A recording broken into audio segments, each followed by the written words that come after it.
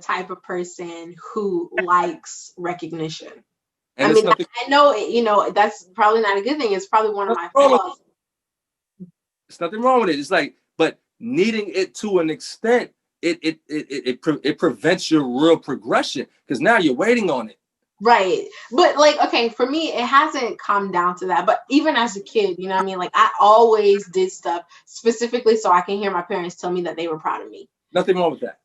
So, and then as I got older, it became more of a thing where, I took on bigger roles or bigger responsibilities, not because I was going to get the recognition, but I knew it was going to come. And so I liked it. Like, even now, everything that I'm doing now, I love, and he knows it. I love hearing my husband tell me that I'm doing a good job or telling me that he's proud of me. Like, I don't know. I love hearing him say that. Nothing So wrong it's with it. like, but hearing that I don't think it's a hindrance because I want to hear it, but it actually propels me forward. So it's like, I know I'm going to do the best I can, just so when I'm done and I've accomplished it, I will look at my husband's face and just see that pride in his face. Right. Like, I mean, that is so, it's everything. It means a lot to me. and it's nothing wrong with that. You know why? Because by me knowing you this a few months, this little period of time, you are a helper. And Mm-hmm. it's nothing wrong with that being a helper. Now, I myself am also a helper. We Right. get gratification from helping others, seeing them smile, seeing them happy. We've done a good job, right? Am I right? Mm-hmm. We Yeah. get gratification from that. But as helpers, we got to learn how to balance that out and not go too far with it. Because you know what? We taking the love out of it. Because let's say you're helping someone that doesn't deserve the help. Yeah, That I've doesn't, run into that quite a few times in my life. Because right? then you start giving yourself too much, and Too then much. it's taken advantage of, or Because you're trying to be perfect. You're like, I gotta get it, I gotta get it, I gotta get it. No, you're never gonna get it with this person because this person doesn't deserve it. Why? Because they feel like they don't deserve it. Which actually brings me to a point. Why do people feel the need to have resolutions? Why? I'm gonna answer my own question. Why? Because they are trying to please the masses. It has nothing to do with anyone else. Let's take the health implications away. Let's take the smoking and the drinking and all that away. You know what I mean? Let's take the regular cliche. I want to go to the gym, or I want to even I want to save more money, etc. etc. They are doing it once. Why you want to look? Why? No. You want to look better so the masses can compliment you, and it's nothing wrong with that. But if you go too far, as you said, if I need that recognition, someone tell me they see me losing weight or they see me getting buffed, I mean, yeah, it feels good and it can really encourage me. But let's say when it stops, what's next? What's next? Like, you know what I mean? Like, okay, all right, I'm gonna start saving more money. Why do I want to save more money? Why? Because I can buy new things. Why do I want new things? So I can be recognized for my new things. So the whole resolution thing is like the idea of it is crazy. You know what I mean? If you got something to work on your life, you better than anyone. I want people to know that. Okay. If your spouse or your mama or someone says, I know you like a book. Yeah. I wrote the book though. You understand?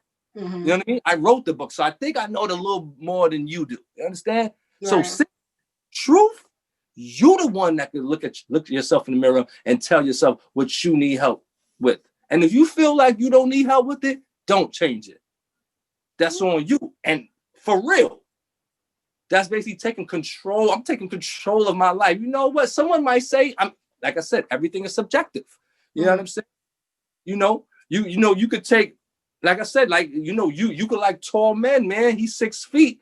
You know what I'm saying? Whatever.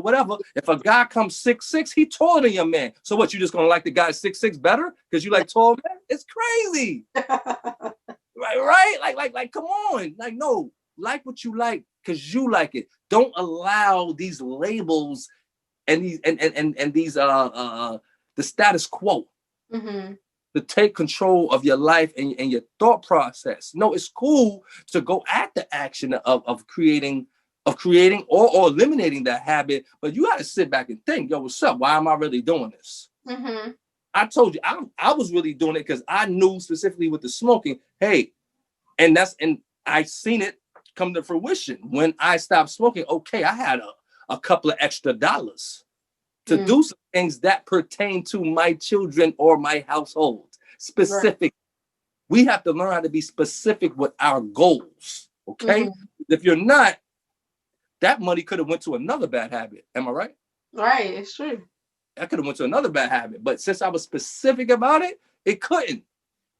It Yeah. couldn't because I was specific about it. Why? Because I controlled it. I didn't stop smoking because my wife been wanting me to stop smoking for 15 years. Hmm. You know what I'm saying? And I'm a firm believer that you should not change habits because of other people. If you do, it's easier for it to come back into your life. Right. Let's say she leaves me. Now I start smoking again. Right? Mm-hmm. Right. Yeah. But if I do it for me, I'm good, regardless. Right. Right. You know what I mean? Yeah. I mean, I think that's funny though, because it's like, especially in marriage, like when you realize you're in marriage, you realize you have a couple of bad habits, and you're like, oh dang, I need to change this in order to make this relationship happen. You're right. Like it can't be because your spouse wants you to change. Yeah. Like, Cannot. and that's for me, that's something that I'm still learning. We all, Just we're newly married, right? And so like as we're going through a marriage, there's certain things that you're learning. And one of the things is that, the flaws that I have or the bad habits that I have, yes, I want to change them for my husband because it will make him, maybe calmer or happier or whatever. But I need to do it for me so I can be comfortable in our marriage. You know what I mean? Because you can pretend to get rid of a habit if you want to, but it's going to come back. It's going to be an issue. You know what I mean? So you have to change it for yourself. You have to look like, oh, is this a thing that I want to change? Or is it not? If it is, okay, great. If it's not, then y'all need to talk about it. You know what I mean? Like, it's not easy though. I know it's difficult. It's difficult. but I'm glad you brought that up because I'm an advocate of, and I just thought about this, couples making collective resolutions. Mm. You understand? Mm-hmm. You know what? That sounds more feasible. Why? Because you could throw ideas and bounce them off one another. And As you're holding each other accountable. right, exactly. Instead of trying to attack it yourself. And if you don't, and if you don't succeed, who cares? You don't. Right. But But if see, you have there's the cliche with New Year's resolution, because if you as a couple decide that this is what we're gonna do, you guys can't use the new year as your starting or end point. thank you. You can't. You just forget Thank you. that. Forget Thank the you. New Year's resolution and That'll just right. create a resolution and say, this is what we're gonna do. Do it now. Let's let's Right. let's, let's do it right now. And I'm like I said, every morning you open your eyes, Miss Portia Mystique, that's a new a resolution in itself. You got another breath. You have another day to take care of your business and become this woman who, my God, your God, has put on this earth to be. And Right. we get caught up in wasting time, man. Mm-hmm. We do as humans. You know what I mean? We get caught in wasting. Yeah, it's December. Today's the 18th. Why Mm-hmm. wait until January 1st to stop? Why don't I say, yo, I'm doing that. I'm starting that today. Why? I might not live tomorrow. Right. Let's be real. And check it out. Knowing that, it gives you a little bit more. Your vision gets a little clearer when you say, "Wow, I can really not be here on January 1st. Mm-hmm. Why live today and love my people and take care of myself the way I'm supposed to today? Why not Right. I do today? January 1st? Ah, come on. It's one, you're lying to yourself. Mm-hmm. And I feel like there's no, like, I understand the idea of reinventing yourself. Like as you're talking about you know different resolutions that people have, and I started thinking about, there are certain resolutions that people have that run pretty deep, right? Like we hit on it a little bit. Like let's say a person had like a really terrible year, and maybe that there was a bunch of bad events that occurred, but then they started to realize that they may be the cause of those events. Like you had a bunch of bad stuff happening, but it could have been how you reacted to it or whatever, things Right. like that. So by the end of the year, because New Year's resolution is a society mess up, I would call it, like a Absolutely. societal cliche. That's right. Well It put. makes you think about it. And when you think of that thing, you're like, okay, I do need to reinvent myself. Go ahead and reinvent yourself, but don't wait until the new year to do it. And for people whose resolutions run deep, you know what I mean? Like, I don't know why. Like, I was just picturing, like, let's say somebody was terribly depressed this year. You know what I mean? With everything that happened, 2021 is not going to be any different, y'all. I'm sorry. I really don't see coronavirus just poofing away. It's actually getting worse right now. So it's going to be just as bad as 2020. 2021 is also going to suck. And we just need to realize that. But once we realize that, it's like, you don't need to reinvent yourself for the new year, because the new year is going to suck too. So you need to reinvent yourself for yourself. Just go ahead and do it. And there's nothing wrong with that. So for the people who are like really down, who are really messed up this year, it's like, you can fix that. If you want to, go ahead, but just do it. Don't wait till January 1st to do it, because it ain't gonna matter. And when Right. January 1st comes and everything looks the same, and then February 1st comes and it still looks the same, you're just gonna feel worse than you did last year, because then you'll feel like you failed. Like, I didn't do what I said I was gonna do. I failed. Right. That's right. Right. This It's idea of perfection, and it took me a long time to realize that this idea of perfection was a mirage, and it didn't exist. When I understood that, I actually started trying new things, and I started doing things like, all right, to hell with it. I don't even care about the outcome because I'm going through with it anyway. You know what I'm saying? And usually people, check this out. When people have this idea of perfection, it usually has to do with something that you can see with the naked eye. You can say, okay, wow, she has a perfect physique. Wow, he has a perfect smile. Wow, he has perfect hair. You know what I mean? Usually go on stuff like that. But we never say, wow, that's a perfect way of feeling, right? Think about that. I do. We never said that's a perfect way of feeling. I don't know if you, in my opinion, I haven't heard that that's a perfect way of feeling. I don't know. I feel like I say that. You say that to people? That's a perfect way of feeling. Wow. Like, You know what? You a kindred spirit. So you know what? You would say that because you kindred. You know what yeah, I mean? like, if I'm like, hey Q, how's your day? And you're like, yo, my day is going really good. And I'm like, yo, that's perfect. Like, that is amazing to me. When somebody if I ask somebody like legit, how is your day? And they don't just say fine or something like that. Like, they actually tell me that their day was going really well. And if they go to explain why their day went well, I'm like, to me, that is perfection. Like, that's perfect. That means you had a perfect day. I like that. So basically you're saying that the fact that you're looking at the imperfection in your day makes it perfect. Makes it perfect. Exactly. Like, okay, this something I tell my husband, or just pretty much anybody that I love that's really close to me. It's like, everybody has their flaws. You know what I mean? But I will never say my husband is not perfect, because to me, he is perfect. Everything that makes him imperfect, all of his flaws culminates to the man that he is, and that makes him perfect. Right. So in your day, let's say you had a crappy day. You know what I mean? You woke up late, your alarm didn't go off, so you was late for work, then you was stuck in traffic, you spilled coffee on yourself, but then at the end of the day, you know what I mean, you hooked up with like a best friend that you haven't seen in 14 years. Right. That's a perfect day to me. Thank you. Yo, portion mistake, you know what I mean? You cease to amaze me, man, because you're right. Bad things always happen for good reasons, as we've said. You're right. I woke up for work late. I spilled coffee on myself. I had to stay late with a client. I'm pissed, right? But if these wouldn't have happened, I wouldn't have ran into that guy that I knew back in high school, right? Because I wouldn't have been there. I'd have left work early. Right? You're right. And you, thank you. And I think that actually sums it up. You know what I mean? If we look at our lives like that analogy you just gave right there, the thought of a New Year's resolution is absurd. Why? Because you are living vicariously through life. You're not living vicariously through what somebody say. You're not living vicariously through society. You know what I mean? Your personal thoughts really don't matter. You're actually letting life come to you. All right. I know it's definitely less stressful. It is. I mean, like it's definitely easier said than done, especially when you have like if everything in your day is not going your way, and Right. that happens to me.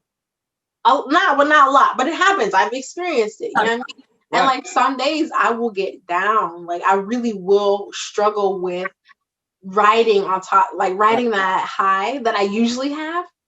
If things aren't going my way or something drastic happened that like really brought me down, I have a hard time climbing on top of it.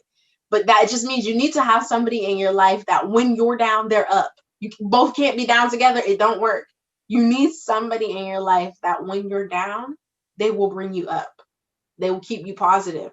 And it's like, it's so easy to forget that though, to forget that bad things happen for a good reason. All day. It's so All day. easy to forget. All So day. it's like with New Year's resolutions, it's like you had a bad year, but why?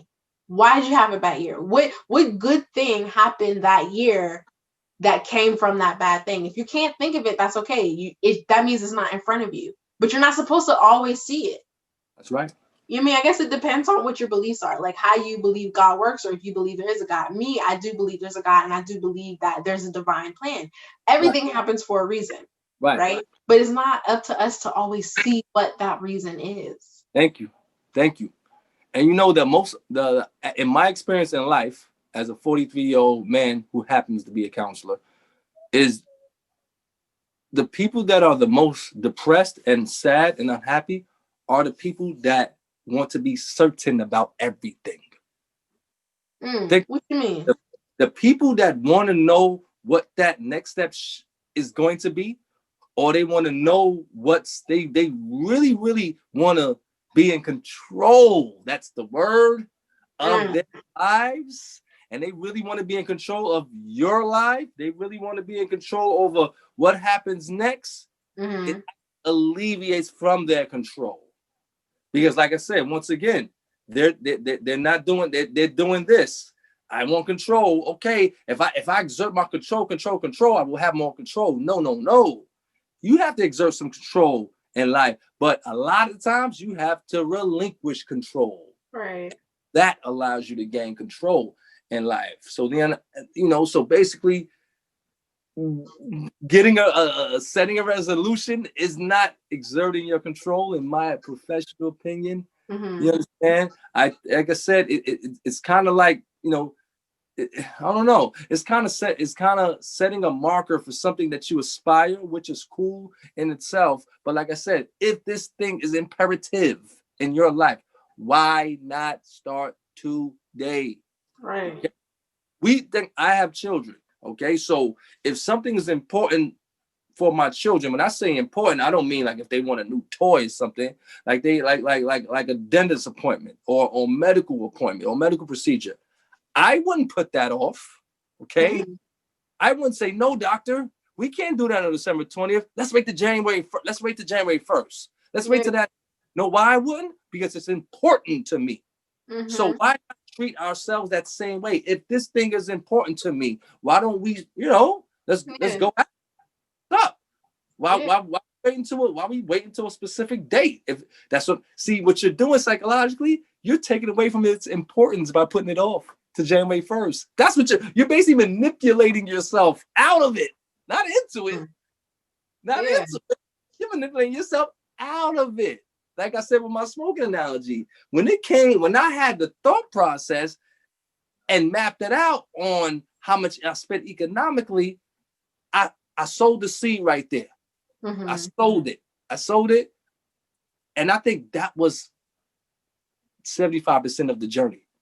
And then 2 days later, it was presented to me. But I still had to do the work.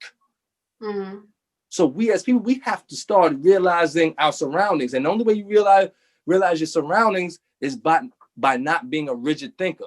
Because I could have said, no, I'm going to stop on my resolution day. That means nothing to me. If I had that plan in my head, I probably would have said, that is my resolution. But the fact that I knew what I needed to do, it was presented to me and I became aware of it. I said, oh, let me take a stab at it now. You know what I'm saying? Yeah. So basically, it's kind of, you know, don't psych yourself out. I mean, it's like, you know, don't pigeonhole yourself, man. Go at it, do it. Like I Yeah. said, give yourself a pat on the back. Give yourself, and I tell my students all the time, give yourself a break too, man. You know what I mean? Don't let people make you think that you got to be an overnight success.